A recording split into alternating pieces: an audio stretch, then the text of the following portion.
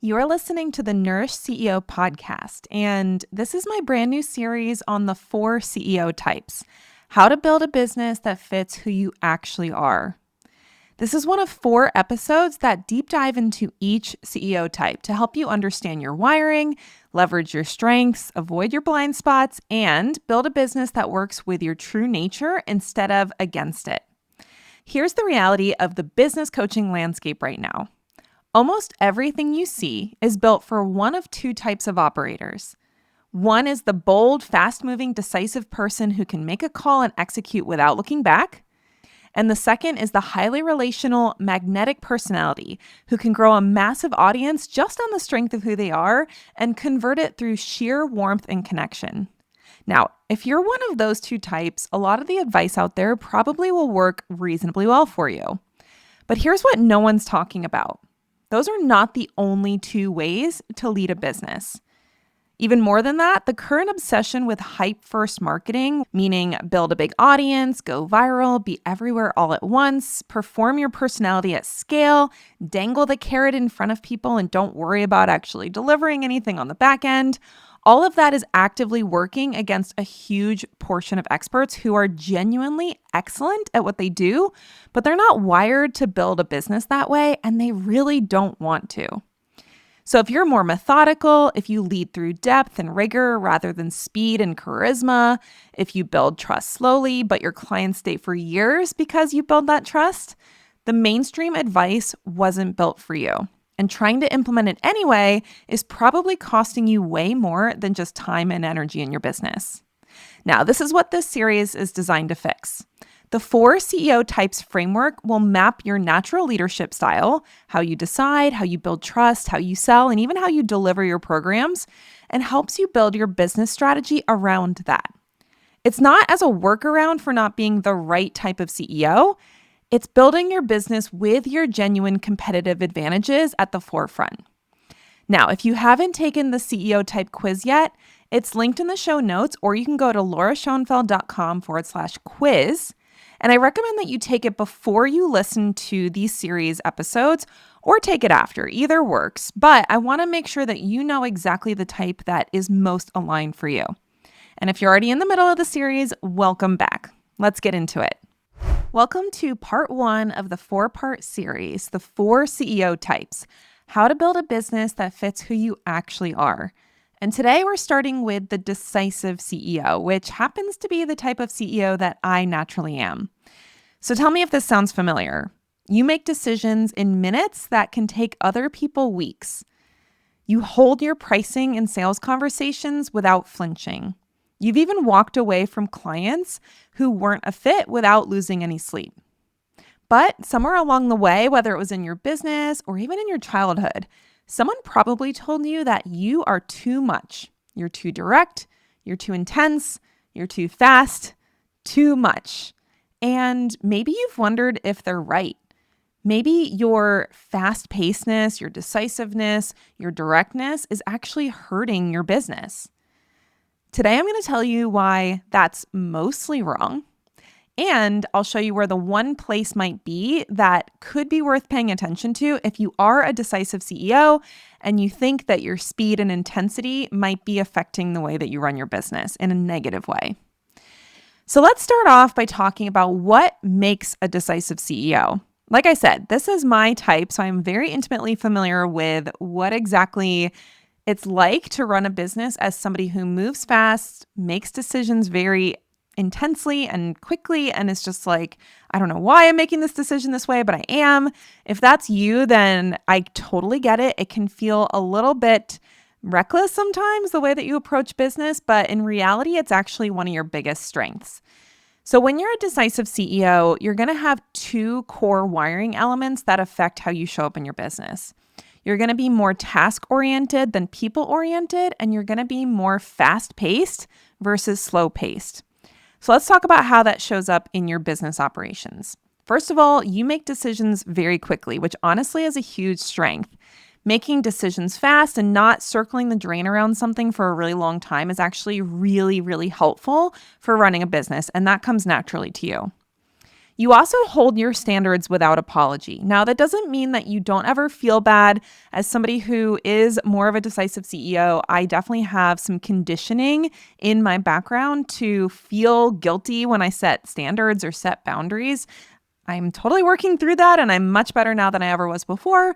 But generally, you're the kind of person who thinks boundaries are kind, thinks they're clear, thinks that you're actually doing people a favor by holding those standards. And the only reason you would apologize for it is because society has told you that especially women shouldn't be too bold or decisive about things. You're also generally able to cut what's not working in your business without sentimental attachment, whether that's a particular offer, a team member, a messaging approach. You're the kind of person who can look objectively at what is and isn't working in your business and make decisions without having this big emotional response. Now, again, these are general things that work well for you. It doesn't mean that you never have an emotional response or you never care about something that you're doing. It just means that compared to other people, you can make those decisions faster. You also tend to think in terms of ROI and outcome. So if you're making decisions in your business, you have a natural strength of actually thinking about how does this decision affect the finances of the business, the outcomes of the business, the goals that I have, the KPIs. This is what we typically think about when we think about a CEO as being somebody who is really getting down to the brass tacks of decision making in the business and is looking at the key metrics that will inform that decision versus having a lot of emotional attachment or making decisions because of what other people expect of you or making decisions because it's a more consistent way to do things. That's not really how you approach your business. And it's, like I said, it's actually a strength. I know sometimes it can feel a little reckless or a little bit like you move too quickly, but truly when it comes to entrepreneurship, being able to make those decisions quickly is great. Now, you also tend to have a polarizing presence. You're going to find that, especially if you're creating content online, people are either going to love you or, quote, hate you. Now, hopefully they don't hate you, but honestly, in 2026, people hating you is not that weird. People are very, very polarized right now, right? And so you're the kind of person that embraces polarity. Now, again, maybe you've been trained to soften yourself. Maybe you've been trained to tone it down and not be too opinionated, but your natural tendency is to be very opinionated and very direct about what you think. And you're not typically going to be the kind of person who cares a lot about other people's opinion when it comes to sharing what you think about things. This can be very, very powerful when it comes to creating content because, as you probably know, polarity tends to get more attention online. And if you're comfortable doing this, then that can actually help you grow your business really effectively. Now, here's why these personality traits are genuinely valuable when it comes to growing your business. First of all, and this is probably the most common thing that I see, most business owners are paralyzed by the kind of decisions that you make quickly. Now, again, that doesn't mean you're not thinking about things. It doesn't mean that you're not being logical or that you're not considering options when you make decisions. But when you make a decision, you just go and you don't overthink it. You don't circle the drain around, oh, maybe I should do it this way. Maybe I should do it that way. When you're operating in your power, you can really make decisions very fast, and that is a huge asset for your business. Another valuable element of your personality is that you do not ride dead offers into the ground. So if you realize that something needs to change in your business, whether it's a specific offer that you're selling, a way that you're selling things, the name of the offer, who it's for, like all of those decisions that affect how your business actually operates, when you know that something's not working, you don't just stay with it out of comfort. You will make sure that you make the changes that are necessary in order to get things working again. And that is huge. That can really help save you years of wasted effort trying to make something work that really isn't aligned. You also have the natural tendency to protect your capacity without having to be told to do it. So what this means is that you value your energy, you value your boundaries, you value your alone time, you value space in your calendar, and you don't necessarily have a lot of guilt when it comes to saying no to people. And like I said, if you're a female, if you're a woman, a lot of times that can feel like you're going against the grain of what society is telling women to do. But that's actually something that is really, really valuable for running a business. And being able to say no unapologetically is a huge asset that a lot of other people have to work on, which comes naturally to you. Another thing that makes you a great coach, especially, is that clients get results because you hold them accountable and you also inspire them based on your decisiveness. So when you're in the energy of, we're doing this, let's go, let's take action, let's get the result, even just showing up like that inspires your clients to also elevate their commitment and their intensity and to really be like, yes, let's do this. And they feel accountable to you, even if you're not necessarily directly holding them accountable. So this can be really powerful for helping clients get great results, because even if they might be feeling a little nervous or a little bit hesitant or tentative about what they're going to do to get the result that they want, your bold, decisive energy can actually seep into them and really inspire them to take action, which is awesome.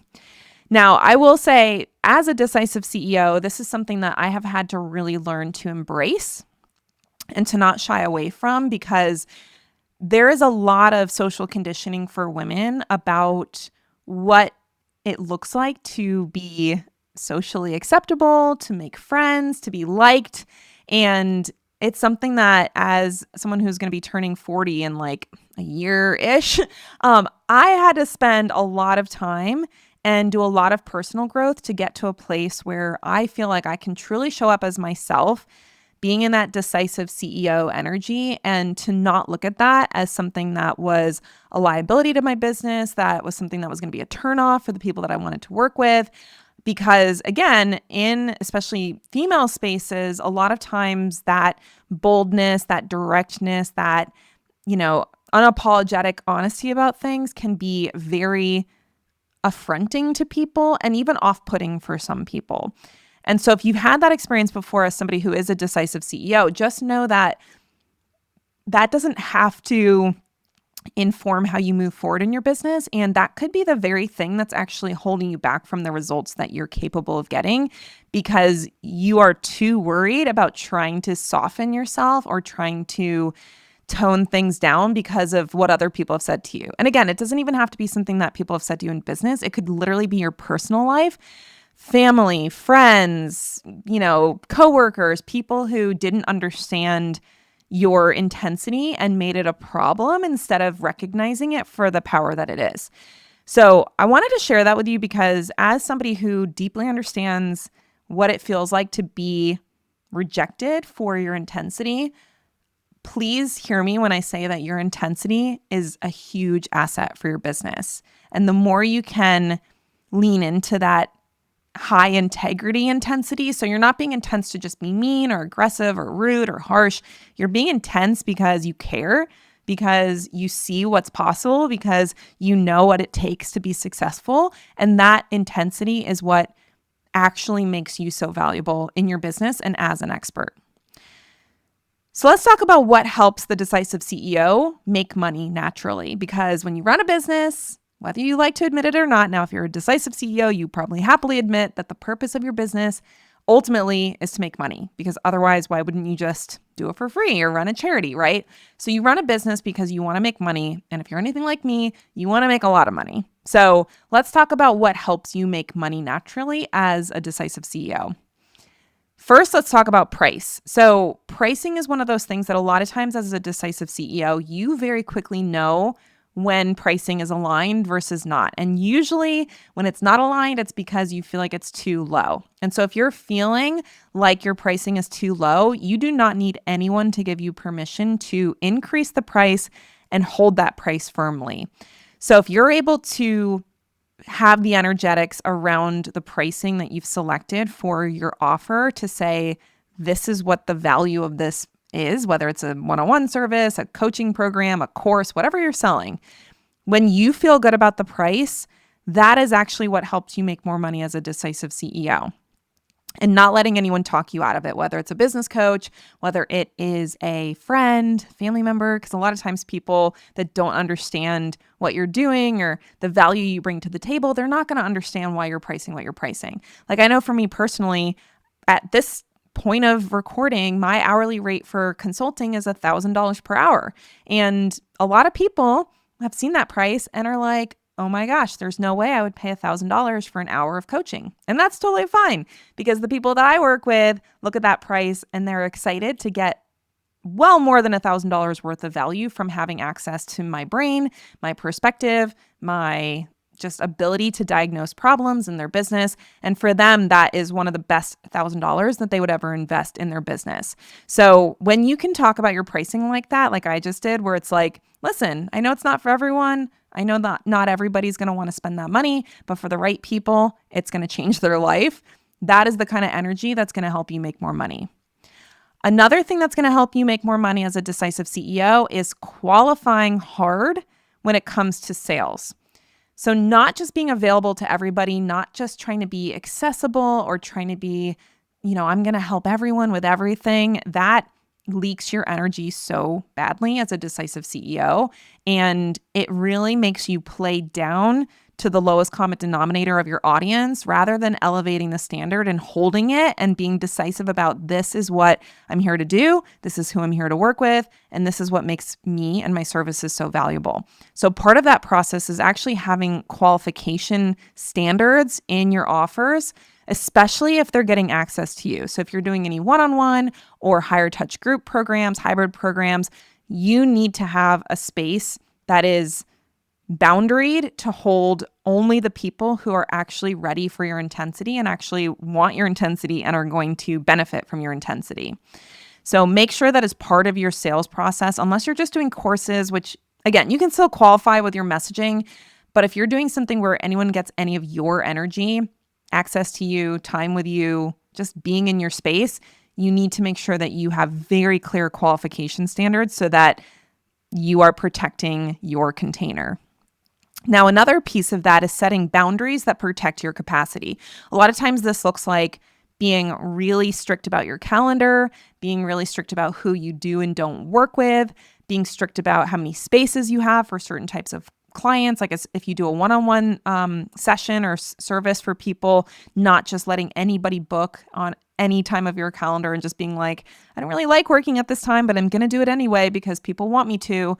No, you need to be very, very clear about what boundaries in your business protect your energy and your capacity as the CEO, because honestly, your energy is something that people are paying for.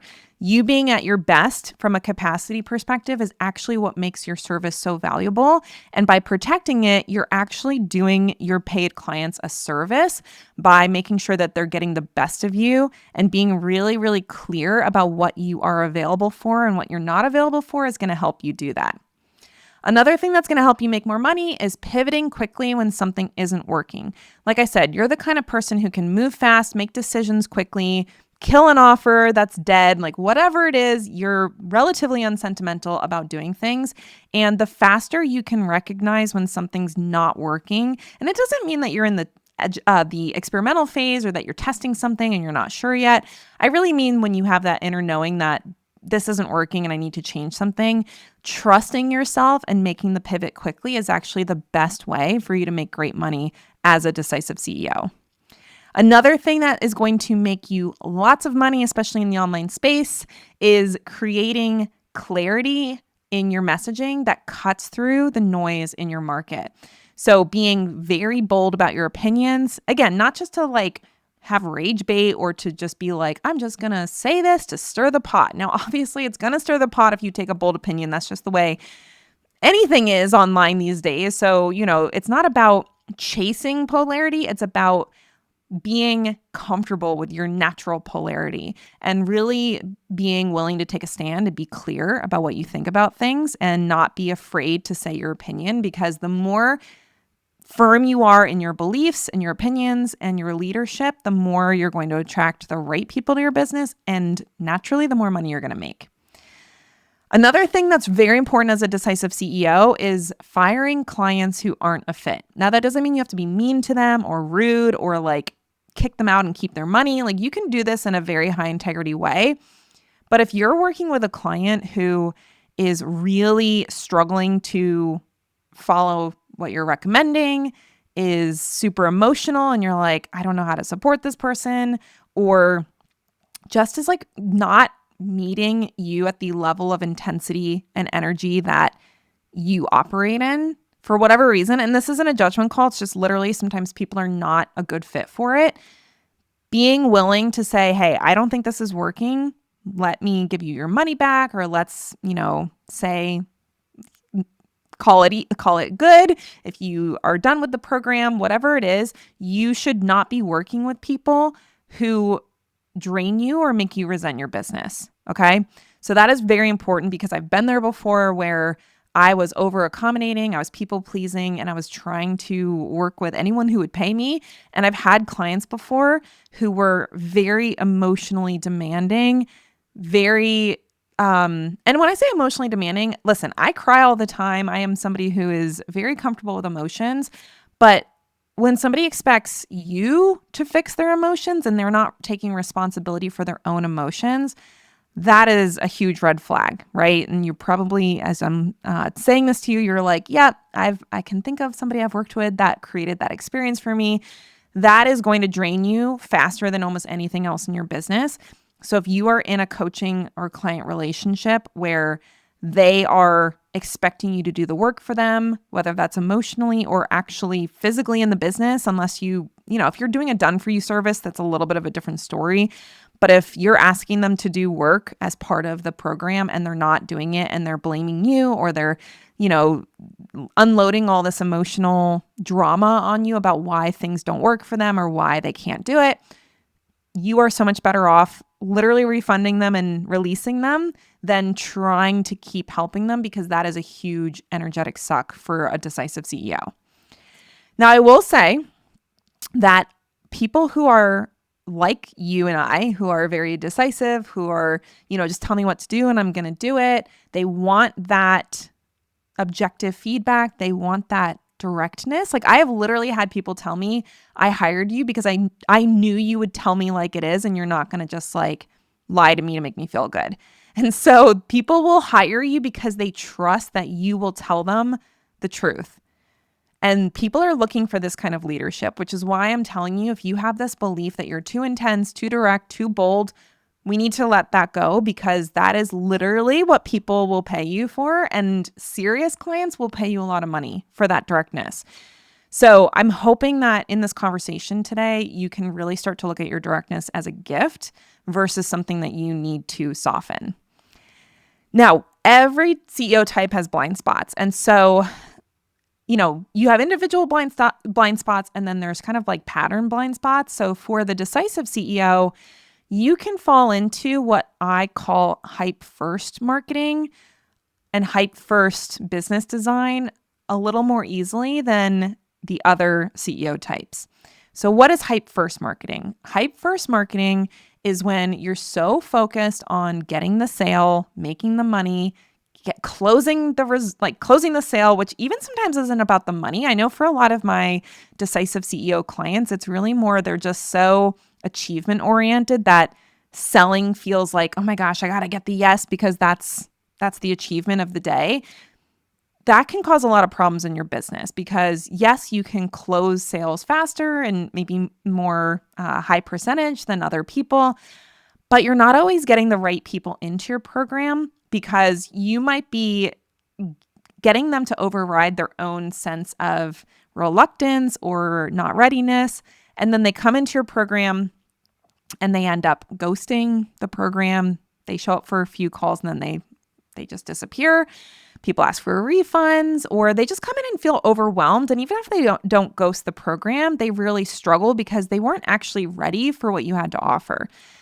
So that's the more generous description of hype first marketing. I will say that there's kind of a more just unsavory version of hype first marketing that's very popular in the business coaching space right now, where basically the entire sales process is all about dangling a result that somebody wants in front of them and using FOMO and fear tactics and really aggressive sales strategies to get somebody like disembodied from their own decision making and to say yes to something that they then regret.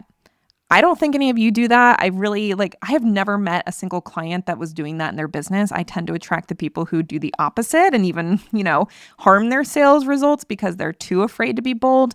But this is something that if you're being taught by a business coach that teaches the hype first pattern, you are somebody who will actually start to use it. And you can be very good at it. You can be very good at selling to somebody who actually didn't want to buy something from you. So we have to be really, really careful that we don't use our speed and decisiveness and aggression and desire to achieve things as something that overrides our potential clients' decision-making capacity. Because that'll get the sale, but it'll bring a client in who wasn't ready to work with you and then creates that problem that I said before where you're working with someone who's overwhelmed, emotional, regretting the investment, and then actually draining your energy. And especially if you're someone who cares about people, which I know I am, you don't want somebody to be regretting that they joined your program, right? Like other business coaches might be like, I don't care, I got their money. It's up to them to take responsibility for themselves. But I'm somebody who I want to do everything I can to be in integrity in the sales process. And so I'm assuming if you're listening to me, you do too. And we have to be careful that our decisiveness doesn't drift into that hype first method that then gets people into your program that weren't ever really a good fit.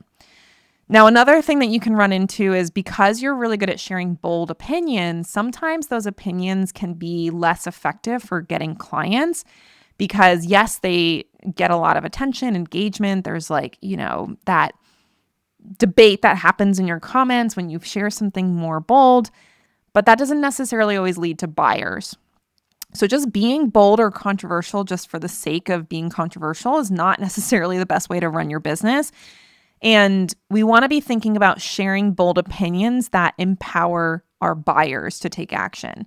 So making sure you're running it through the filter of, am I sharing this because I'm going to vent on the internet, or am I sharing this because it is something that is going to help my ideal clients see why I'm the person to help them solve their problem? Now, another blind spot that you can run into is that your programs can err on the side of transactional because you're so focused on getting results that people come in and yes, they feel motivated to do the work, they take action, they get great results, but they don't necessarily feel as connected in the program. And then they don't necessarily stay around as long. They get in, they get out, they get what they wanted, and they're not necessarily becoming lifetime clients in a lot of cases. And so that can be something that, I don't want to say it hurts your business because I think you want to help people get results, but it can be something that impacts your lifetime customer value. And it can also be something that impacts your referral rate because people don't always feel compelled to share about what they're doing with you when it's a much more transactional experience. Now, another situation that can come up, and I've definitely felt like this before, is that you may feel like you're moving too fast for your audience. And that actually can cause the issue where people aren't buying because they're not keeping up with you. And so that can feel really frustrating. You start to feel like people aren't getting what you're putting out. And you keep trying to over explain things or try a different angle. And you're just like, why aren't people getting this? And that can be because you're just moving too fast and not really slowing down to consider the headspace that your ideal client is in. So this is definitely a problem that I run into where it's like, I don't want to do customer research. I just want to put out what I'm thinking about right now. And sometimes you can go a little too fast and not take the time to actually get to know your ideal client. And that can actually lead to a slowdown in sales. Now, the reason why this happens for the Decisive CEO is because your ability to move and take action and lead and be bold and, get things done is running ahead of the trust and relationship building that can really help you create more longevity in your business. That doesn't mean that you have to be best friends with everyone or have a parasocial relationship with your audience. It just means that you need to be thinking about how do you create an experience for your entire audience that helps them come with you instead of just assuming that they're on the same speed as you are, because they're probably not unless they're all decisive like you. And in reality, as there's 4 different types, you're not going to have 100% people coming with you that are just like, just tell me what to do and I'm going to do it, right? Like there are a lot of people who need that relational trust building experience to be able to say yes to your offer. And I want you to make as much money as possible, right? Like I want you to be able to really support the entirety of your audience, not just one type of person. And so we really need to be looking at how can you increase the connection and relationship with the people in your audience who actually really are more people-oriented than task-oriented and need to have that relational experience as part of the sales process. What happens if you're missing that is that you're asking people to make decisions to work with you or to spend money with you before they actually trust you or before they have created trust within themselves to be able to get the results that you're going to help them get. So if you move too fast for the people that need a little bit more of that slowdown and that nurturing and that relationship building, either you're leaving money on the table because they won't buy from you, or they come in and they're just overwhelmed and not ready. So we want to make sure that the systems in your business, whether that's the sales and marketing side or the delivery side, that you are also thinking about how do you build trust in a relationship, ideally in an automated way, because you do not have to do this manually. I want to make sure it's very clear. Building trust and building relationship in your business does not have to be done individually for every single person that you work with and all coming from you. So it can be very exhausting as a decisive CEO to feel like you're doing this manual trust building with every single person that you work with, where you're having the same conversations over and over. You're having to prove yourself from scratch with every lead. You're like repeating yourself in sales conversations. You're constantly having to, just share the same stuff over and over to get people into your programs, because you are going to be selling to people who need more details. They need more information. They need more connection with you. And if you're doing all that manually, it's very time and energy consuming. And as a decisive CEO, you're not really built for that. And if you have to handhold people through sales conversations who aren't ready because they didn't have enough time on brand with you, that's going to be exhausting for you. So being able to build systems into your business where trust and relationship building is happening automatically is going to be a huge growth opportunity for you as a decisive CEO. So in order to do this, we want to be thinking about building the trust infrastructure in your business so that relationship and connection can be built on autopilot. Because the key insight I want you to take from this conversation today is that you do not have to soften yourself or be someone you're not, or be this like lovey-dovey person if that's not you. You do not have to become more relational and spend more time and energy with individuals in your world in order to create that connection. But what you do have to do is build systems and processes and platforms that do that trust building for you and help connect with the people that you're meant to serve, especially the ones that move a little slower than you do, which is going to be probably the majority of people in your audience, because they're not going to be as decisive as you for the most part.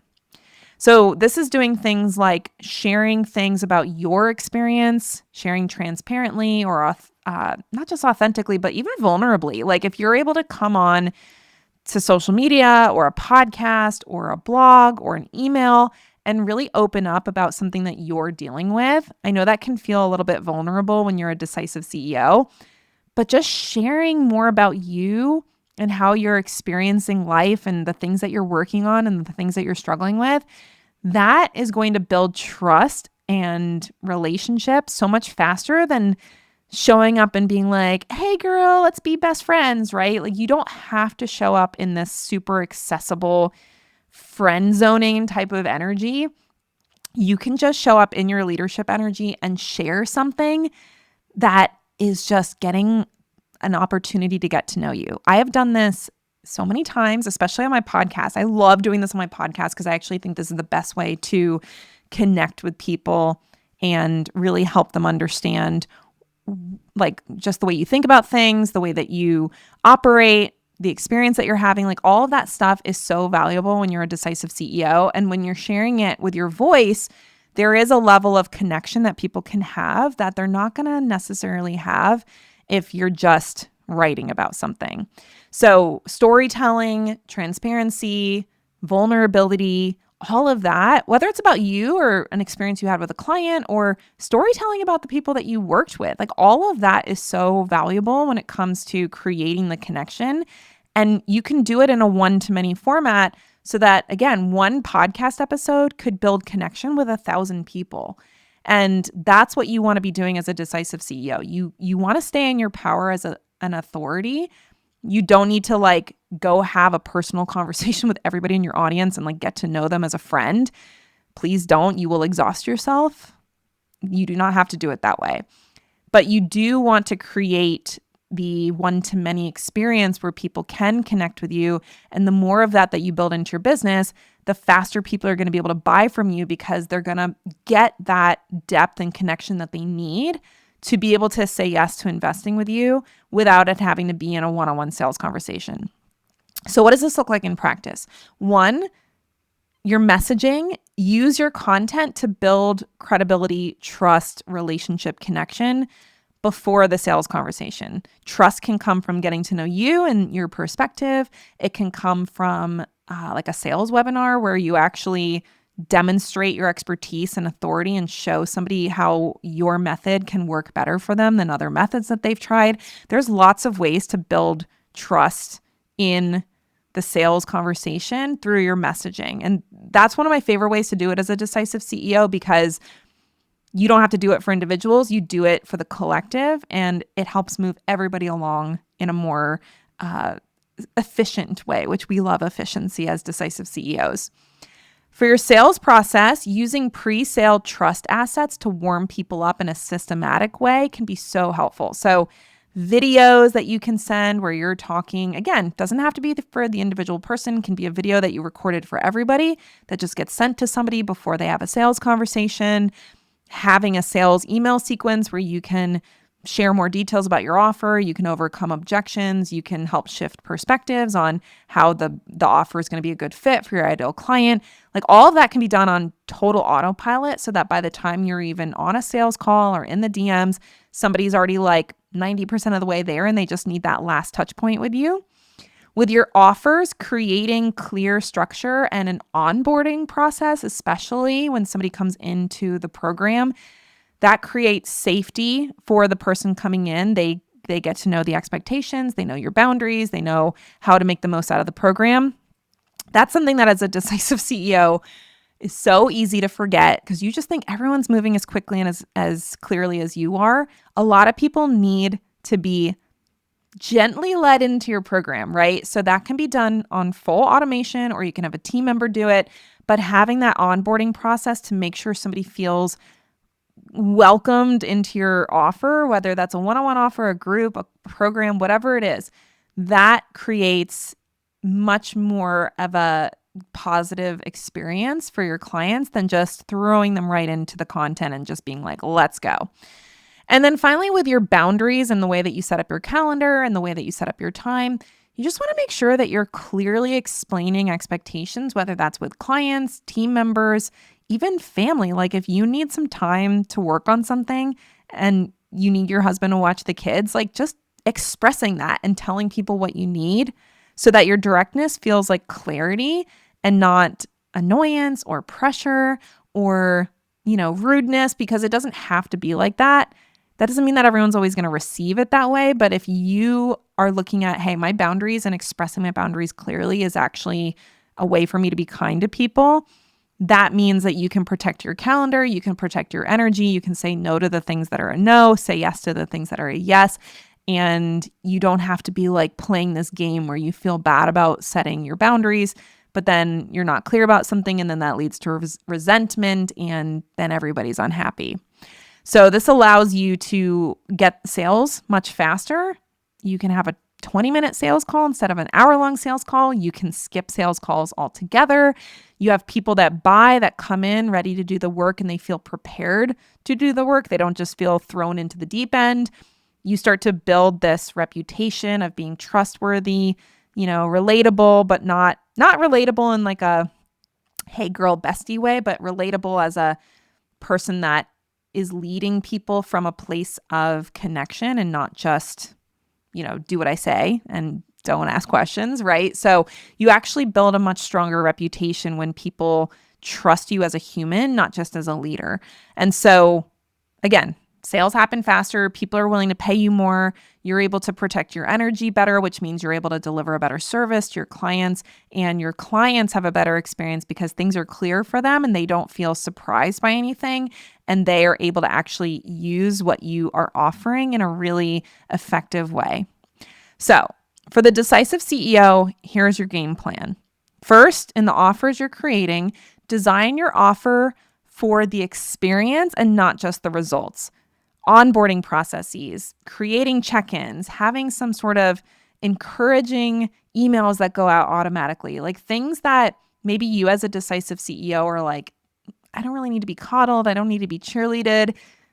I know I'm that way. I'm like, listen, I don't need all this stuff.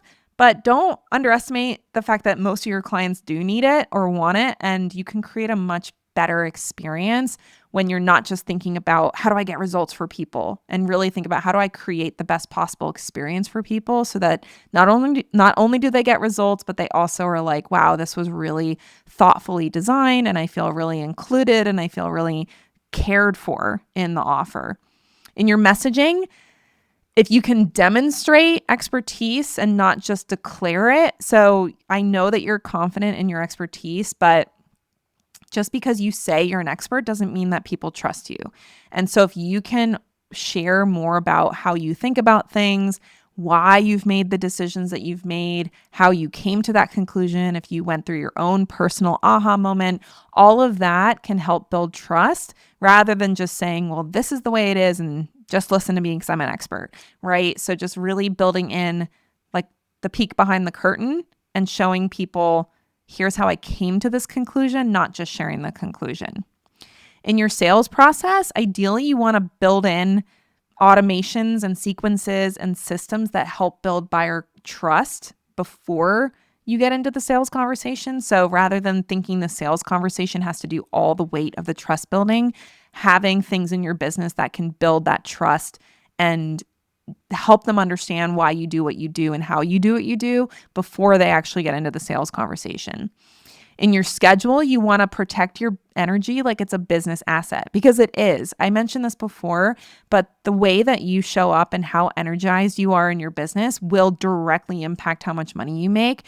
And so you need to protect your energy in whatever way that's necessary. I know for me personally, it means minimizing my work schedule, not taking on too many clients, not packing my schedule full and not having breaks, making sure I have space for meals and downtime, making sure I'm going to bed at a reasonable hour, not reading the news or getting all riled up about stuff that's going on in the world, going to the gym, doing things that are like directly improving my energy. That is something that I look at as this is a business investment. This is not just like me wanting to take care of myself. Not that there's anything wrong with that, but I know when you're a Decisive CEO like me, you want to know what the ROI on stuff is. So if you're like, well, I could work instead of going to the gym, you have to think about, is your energy best served by working nonstop? Probably not, right? So protecting your energy like it's a business asset.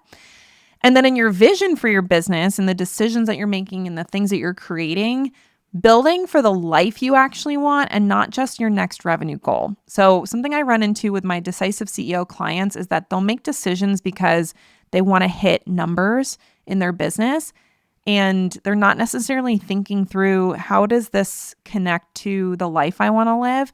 And they'll end up kind of like steamrolling their personal needs to reach the financial goal.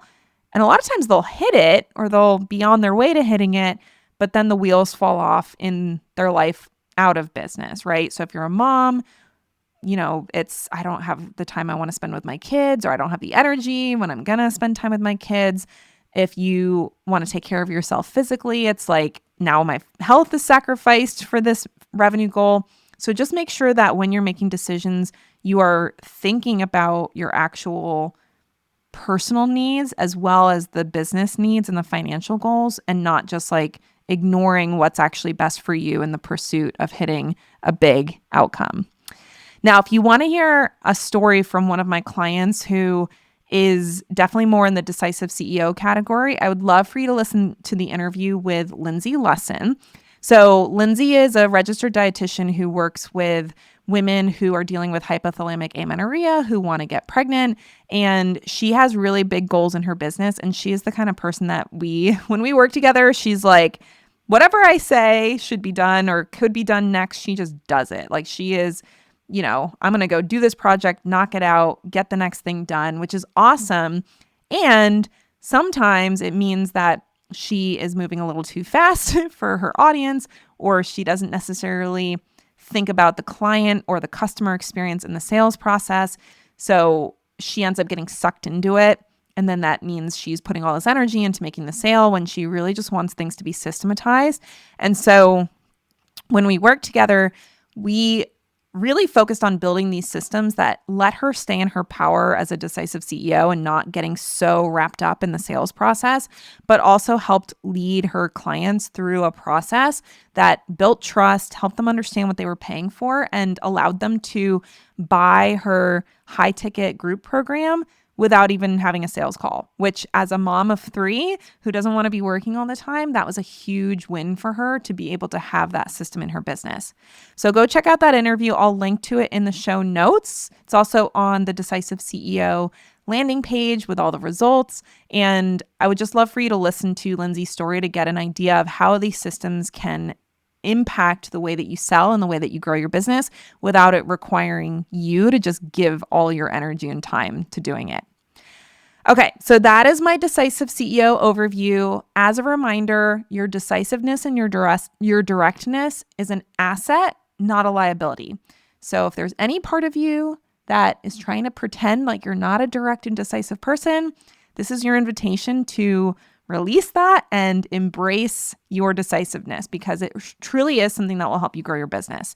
The work you probably need to do, other than healing your, beliefs about yourself and making sure that you're not shrinking or accommodating because of what people have said to you, the real work to work on your business is building the infrastructure that creates that trust and connection so that your leadership lands in a way that allows people to come into your world at a pace that's good for them, so they do not run away because they're intimidated, and they don't come in and then regret it later because they rushed, right? So you're able to build these systems that meet people where they're at without it being you slowing down personally or you having to handhold people through the sales process. Now, if we've gone through this whole episode and you're like, I don't think I'm a decisive CEO, no problem. I invite you to take the CEO type quiz if you haven't already. So the link is in the show notes, or you can go to lauraschoenfeld.com/quiz to take the quiz to find out what type you are. And we're going to have all 4 types have their own episode. So that might be out already to be able to listen to. If it is, it'll be on your results page. But you really want to make sure that you're getting the right type, because everything I'm saying to a decisive CEO, if you're not a decisive CEO, it may not actually be relevant for you. So if you are a decisive CEO, go check out the results page for your full game plan. That'll be linked in the show notes as well.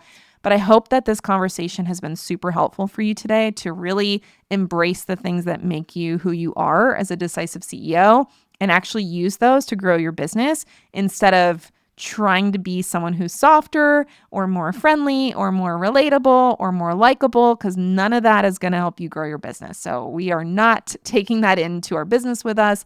We're leaving those beliefs at the door, and we're using our strengths to, really grow a business that matches who we are and allows us to be our full expression of ourselves. So I hope that this was inspiring to you and validating if you are a decisive CEO. I would love for you to invite any of your friends who maybe they're a decisive CEO and you want to share this episode, or you're like, oh, this is something I bet my friend would really like. Let me see if she wants to take the quiz. Let's see what type of CEO she is.